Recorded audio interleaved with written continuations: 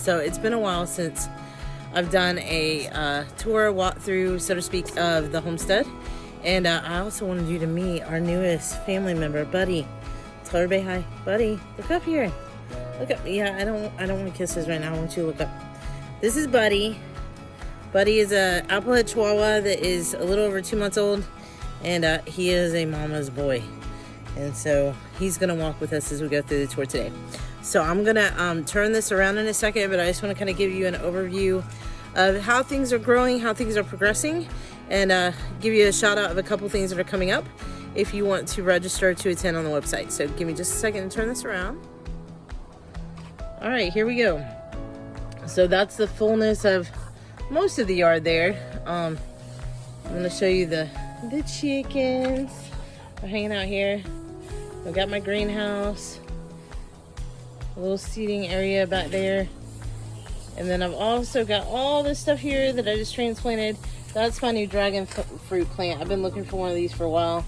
And so we have added that to our collection for fruit trees and plants. All right, let's go back around this way. I'll try not to make anybody dizzy coming back around. I'm gonna go through the gate. Buddy, I'm gonna pick you down because I gotta walk. Come on, put him down. There he goes.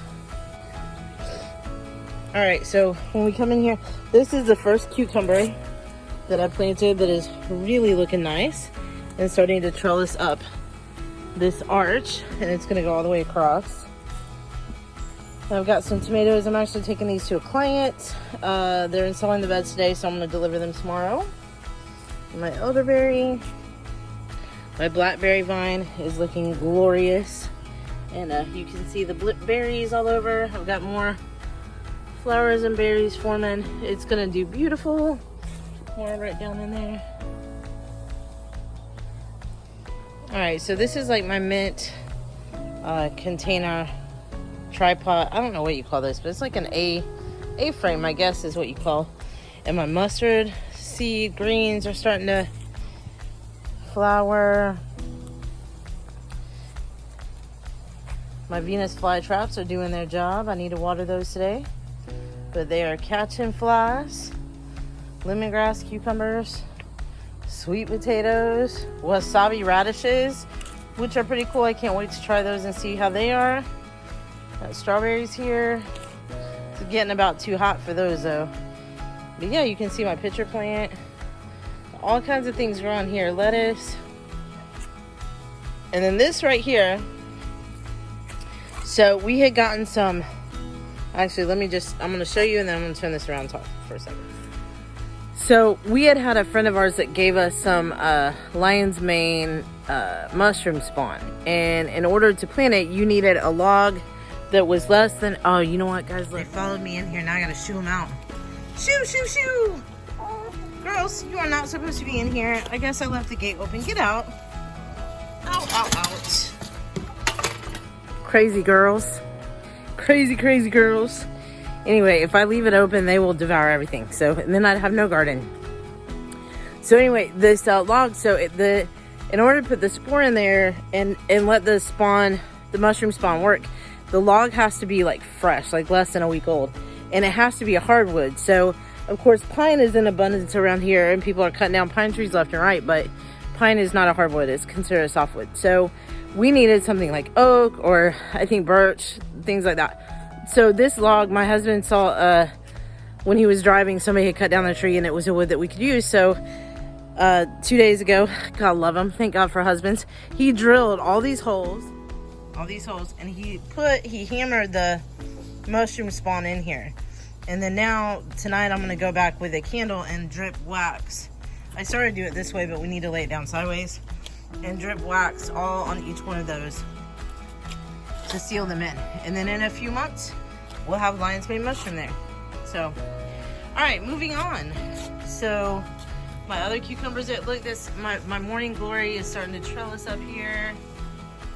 Come across, I'm actually, oh, there's flowers actually starting to, got some buds starting to form right there.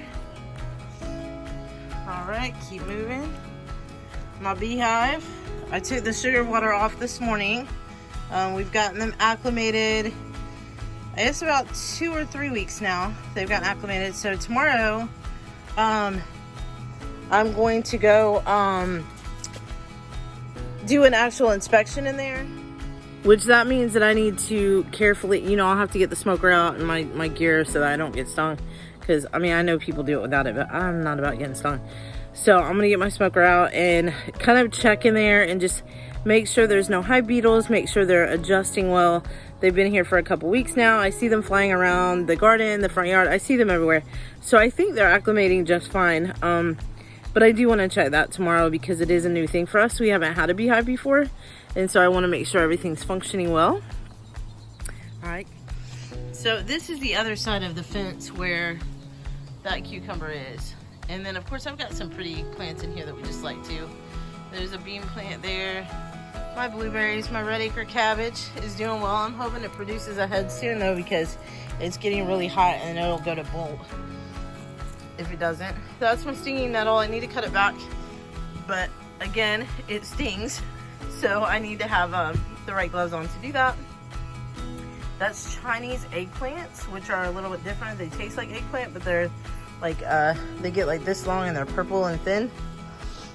And oh, my blackberry's falling over. Let's see if we can put her back up here. Might have to secure her up there. But that's another blackberry. And that's a raspberry. That's a blackberry right there too. I put this mesh netting stuff, this tool, because sometimes the birds want to take the berries and it helps. Those are pink oyster mushrooms that are coming out the bottom right there. We planted these a couple weeks ago and they're starting to produce. They're not quite ready to harvest. We need to let them grow some more. There's more coming out in this one, I think. Let me see. No, not yet, but they will soon. I need to water both of those, I think.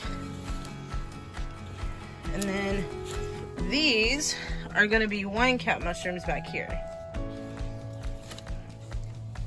And this whole row is tomatoes. Got one right here. Look at that gorgeous thing. These are, I think these are Atomic Dave's purple tomatoes. Then you got these right here.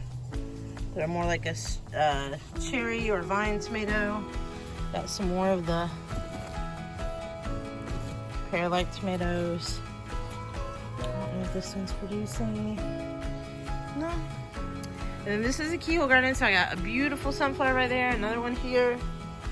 We've got some beans growing here. So my beans are starting to look better. I noticed the leaves were like almost completely devoured the other day. And I think it's because I had slugs in here. So I treated and they seem to be repairing themselves. They actually look a lot better than they did. So I think that fixed the issues. More corn. So as you can see, everything is thriving and full and lush, and it's beautiful in here. We have a lot in a very small space, but it works, and we've made it work for us. And I just want to encourage you, if you're working with a little space, it's okay. Find what works for you. And I just want to encourage you that it is possible to grow food in smaller spaces. Those are pepper plants that I transplanted a couple days ago. These are all peas. More corn. This is sweet corn, by the way, that's growing back here. My squash. This side of my garden is looking a lot better than the other side. They're still both growing really well, but this side I think is getting a little more sun because they seem to be growing a little bit more thriving. You know, the leaves are bigger on this side, and I also think the soil on this end may not be as robust either, because I actually had broccoli planted over there, which may not have been the best thing. Well, actually, yeah, I did have it in the soil, and I think that can be a problem with corn. So this has turned out to be kind of an exciting experiment to see the difference in the growth and the height of these two based on what was there before. So anyway, but there's some more carrots that are growing well. And then this is our grapevine that is clearly flourishing in this moment. And the chickens are determined. They like so want to be back here with me. Look at them. They think they're freeloaders. Beggars. We love them though. So I want to show you something else real quick. So every once in a while with chickens, you'll have a hen that goes broody, which basically means that she's decided she wants to be a mama and she won't leave the nest other than to eat and drink. And if other chickens are laying eggs, she will take them and she'll put them under her. Now the problem with this is that we don't have a rooster, so she can lay eggs all day and there will be no babies. And so we've been having to come out here and take them from under her. I'm going to turn this around to show you where she's at. So she is right here. This is her spot. And she won't leave. She's determined. She wants herself some babies. So she stays here all day. She'll get up and go eat and drink water, and then she comes right back.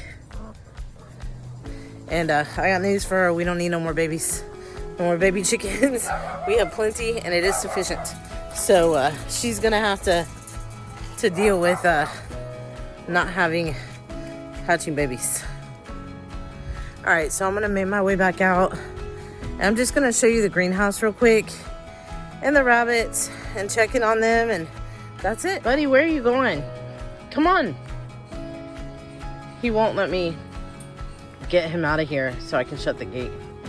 Buddy, come on. Come on, buddy. Oh, he's thinking about it. If I walk away, he'll follow me, but then I have to come back to put the gate. Come on, my friend. Come on. You're almost there. Come on. Let's go. Come on.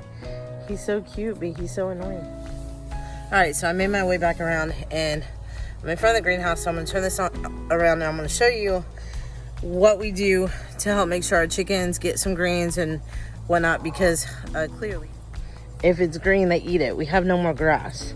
And so in order to make sure they're getting what they need, my mom just tossed them some bok choy bases that we're cooking for dinner. But we also have these trays that we do that has a chick feed blend. And so then when they're ready, they still need to grow a little bit more and fill in more. But when they're ready, all of these, that's what they are. We sit them out there and they will eat them and get some green added to their diet.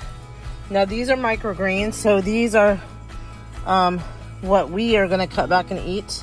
In fact, I think I'm going to add these to our dinner tonight because they're so tall they're starting to fall over.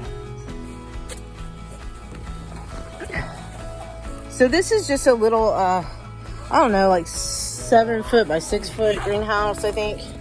It's very small. Sorry, I needed both my hands to zip that up. It's very small, but it functions for what we need. And before I put the chick feed trays in there, what I had was this over here. I had all of these in trays, and I have more. I actually have given some of these to some of my clients and some other things. And so all of these were in there, and I separated them out of the trays into individual pots. And then, you know, I've got stuff here too, my hydrangeas. You know, this little like seating area that we formed right here. My jasmine coming up this arch here. In the next month or so, all of this will fill in beautifully. And it's already much greener than it was during the winter. This is our newest rabbit. This little guy, we named him Roger Rabbit. Hello, Roger. He's an albino, and he was gifted to us. Somebody showed up at church with him for me in a box because their landlord wouldn't let him stay, and he wouldn't let them keep him at the house. And so they knew through another friend that we had rabbits, and so they sent him to us so that we could take care of him. But he's a lot smaller than our other rabbits, but he seems happy, and his name is Roger, like in Roger Rabbit. So this is Oreo, which we've shared him before. He's our male. He's hanging out there. I just gave him some rose petals, so he's happy now. And then these guys, this is Cookie, and that's Cupcake. Now Cupcake clearly didn't like the rose petals. She threw them back out. Cookie ate all of hers. Cupcake's kind of weird with us, so anyway. But there you have it, an updated gardening tour. I lost my little selfie stick thing, so I'm sorry this is also close up with me, but I just wanted y'all to see. Now the pond is ready almost to put the sloppy in. It's about warm enough now at night that we're able to do that. It's looking really green right now because we're still working on the pump. We're converting an old pool pump and modifying it to fit this as a biofilter that will allow us to, one, put the fish in here and have the water filtered, but also the bio balls that'll be in there will convert the water. We're gonna make a waterfall with that smaller one back there, and that's gonna become an aquaponics plant bed. And so we're gonna do kind of like a aquaponics setup here, but it's taking a little bit of time because we're having to convert a lot. I apologize, my neighbor has a rooster. So that's about it. Thank you for joining me for a minute for a walk through the garden. We have so much that we're trying to do here. Oh, I didn't show you my citrus trees. We moved those over here. Those are the 4 right there. So I've got 2 orange trees and then there's 2 lemon trees. One of them's a little bit smaller than the other, so you can't really see it by there. Let's see if I can get close up. Yeah, it's like, it's right there. So anyway, that's that. So I hope that encourages you in this garden season. Get started somewhere. Start with something. We've been in this house for 20 years almost. Well, yeah, it was 20 years in April. And so we've been here a long time, but we just recently redid everything in order to make room for the coops and to add the quail a couple years ago. The quail are all right here. And we're getting ready to order different hutches that are more like this one here because they're not really doing much in there. I think it's too dark for them to lay, but anyway, but that's the quail setup. And so all of this we've just set up in the last couple years, but we've always had it going. I grew up helping my parents like in the front yard with gardening flowers and different things. When I came into being a mom and having my own place, and I started doing vegetables and that sort of thing. And so I've been gardening a really long time, but this setup that we have now is very different from what we did before because we always did like the traditional plant in the ground, you know, in the soil, all that stuff. But now mostly everything that we're doing is with a couple raised beds that we built that are not traditional beds. Like one of them is called a keyhole garden. And then we're using like tires and different things because they stack a little better. And we're using a lot of containers, a lot of pots and different things. And so we've had to kind of think outside the box with all of that. But I hope that you have enjoyed this, and don't forget to like and subscribe, and we'll see you next time. Bye.